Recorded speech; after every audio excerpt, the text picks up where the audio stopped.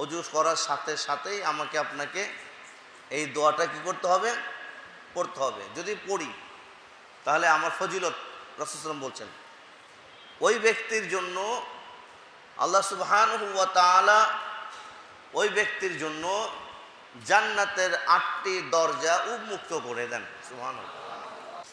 আসসালামু আলাইকুম ওয়া রাহমাতুল্লাহি ওয়া বারাকাতুহু। ইন্নাল হামদুলিল্লাহ সালাতু ওয়াসসালামু আলা রাসূলিল্লাহ আম্মা বা'দ। আলহামদুলিল্লাহ, আল্লাহ রাব্বুল আলামিনের অসংখ্য অগণিত শুকরিয়া যে আল্লাহ সুবহানাহু ওয়া তাআলা আমাদেরকে ধারাবাহিকভাবে প্রত্যেক মাসের মতো আজকেও আমাদের এই মাসিক প্রোগ্রামে উসওয়াতুন হাসানা মাদ্রাসা ও ইসলামিক মডেল লাইব্রেরির যৌথ উদ্যোগে এই আয়োজনে আমাদেরকে আল্লাহ রাব্বুল আলামিন বসার, শোনার, কিছু জ্ঞান অর্জন করার, তালিম শিক্ষার আল্লাহ রাব্বুল আলামিন এখানে বসার তৌফিক দিয়েছেন।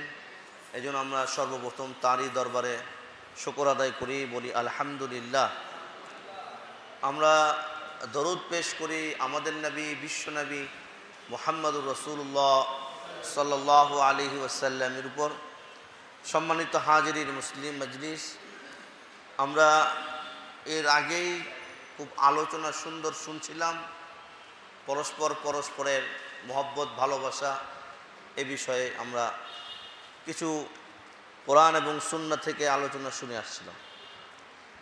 আমি খুব সংক্ষিপ্ত আকারে আমাদের যে বিষয়টা সেটা হলো যে তালিম, শিক্ষা, মূলত তালিম এবং শিক্ষা এটাই আমাদের সবচাইতে গুরুত্বপূর্ণ বিষয়। এই জন্য আমাদেরকে মহব্বত, ভালোবাসা পারস্পরিক হতে হলে আমাদের কিছু জানতে হবে। এই বিষয়গুলো আমাদেরকে জানা দরকার যে আমরা কিভাবে একজন আরেকজনের সাথে মহব্বত, ভালোবাসা করব। তো আমাদের আজকে শেখ নুরুল আলম সাহেব মাদ্দাজিল্লুহু হাফিজাহুল্লাহ, আল্লাহ তাকে আরও তার এই জ্ঞান গরিমায় বরকত নাজিল করুন। আল্লাহ রাব্বুল আলামিন তাকে আরও বেশি কোরআন এবং সুন্নাহ অনুযায়ী আমাদেরকে ইলম এবং জ্ঞান দেওয়ার, নসিহত করার তৌফিক দান করেন, আমিন। তার জন্য আমরা দোয়া করছি। তো আমার যে বিষয়টা সেটা হলো, বেশ কয়েকটা আপনাদের শীট দেওয়া হয়েছে, এই শীটের উপর কয়েকটি দোয়া আমরা খুব সংক্ষিপ্ত আকারে দোয়াগুলো শিক্ষার চেষ্টা করব। আর মূলত এই দোয়াগুলো আমরা অনেকেই জানি এবং প্রতিনিয়ত আমরা পড়তেছি। যেমন আমরা আজকে প্রথম যে দোয়াটা, সেই দোয়ার ফজিলত সম্পর্কে আমরা বলবো। সেটা হলো এই যে রাসূল সাল্লাল্লাহু আলাইহি ওয়াসাল্লাম বলেছেন, যে ব্যক্তি ভালো করে অজু করবে, সুন্দর করে অজু করবে, অজু করার পরে যে এই নিম্নের দোয়াটি পাঠ করবে, অর্থাৎ যে দোয়াটা আমরা শিখব এখন, আশহাদু আল্লা ইলাহা, আশহাদু আল্লা ইলাহা ইল্লাল্লাহু ওয়াহদাহু লা শারীকা লাহু ওয়া আশহাদু আন্না মুহাম্মাদান আবদুহু ওয়া রাসূলুহু আল্লাহুম্মা ইজআলনি মিনাত তাওয়াবিনা ওয়াজআলনি মিনাল মুতাতাহহিরিন। আমরা ইনশাআল্লাহ এই দোয়াটা সবাই পারি তো, কিন্তু অনেক সময় হয়তো আমরা পড়ি না। অজু করার সাথে সাথেই আমাকে আপনাকে এই দোয়াটা কি করতে হবে, পড়তে হবে। যদি পড়ি তাহলে আমার ফজিলত রাসূলুল্লাহ সাল্লাল্লাহু আলাইহি ওয়াসাল্লাম বলছেন ওই ব্যক্তির জন্য আল্লাহ সুবহানাহু ওয়া তাআলা ওই ব্যক্তির জন্য জান্নাতের 8টি দরজা উন্মুক্ত করে দেন। সুবহানাল্লাহ। জান্নাত কয়টি? জান্নাত কয়টি? ওখানে 1, ওখানে 4, ওখানে 8। জান্নাত মূলত একটা, জান্নাত মূলত, কিন্তু গেট অনেকগুলি এবং প্রত্যেকটা গেটের নাম আছে আলাদা আলাদা।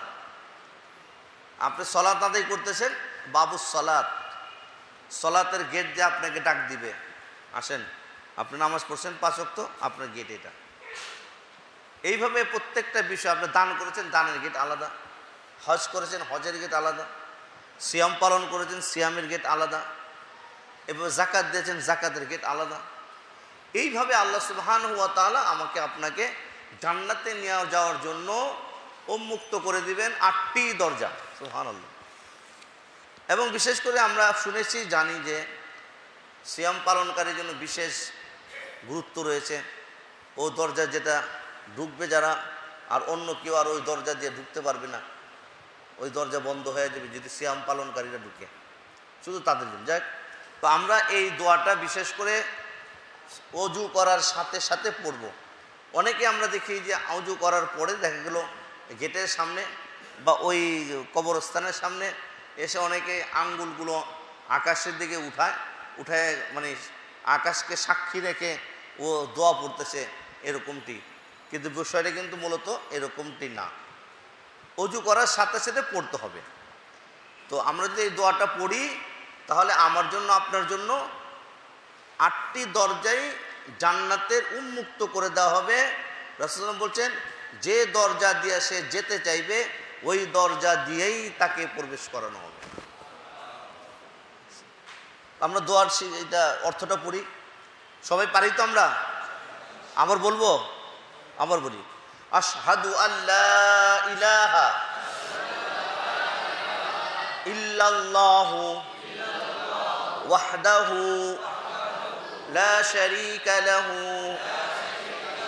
ওয়া আশহাদু আন্না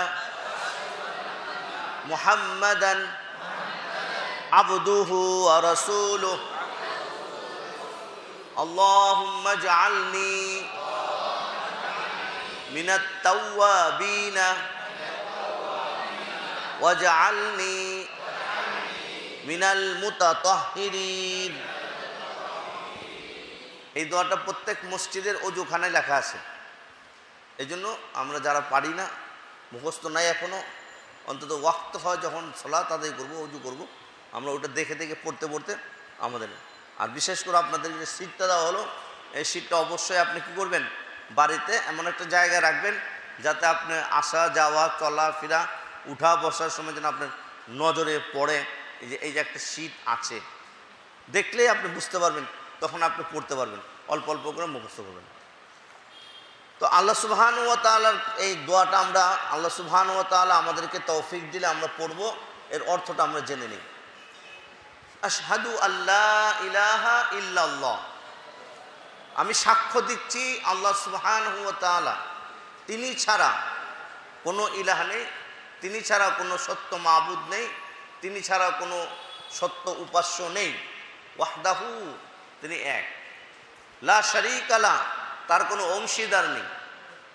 ওয়া আশহাদু আন্না মুহাম্মাদান, আমি আরও সাক্ষী দিচ্ছি আন্না মুহাম্মাদান আবদুহু ওয়া রাসূলুহু, নিশ্চয় মুহাম্মদ সাল্লাল্লাহু আলাইহি ওয়াসাল্লাম তার বান্দা এবং তার রাসূল।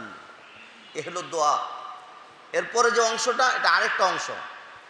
আল্লাহুম্মা ইজআলনি মিনাত তাওয়াবিনা, হে আল্লাহ তুমি আমাকে তাওয়াবিন, যারা তওবা করেন যারা, তাদের অন্তর্ভুক্ত করে দাও।